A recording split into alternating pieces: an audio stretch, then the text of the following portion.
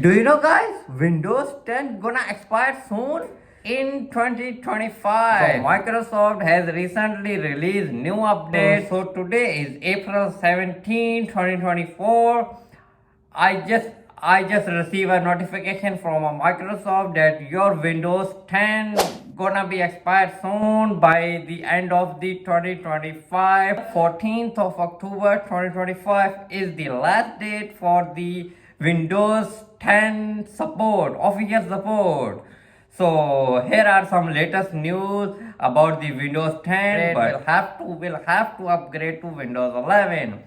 So this is the news. So hope you guys like this video. So if you like this video, so please share it with your friends. See you in next video.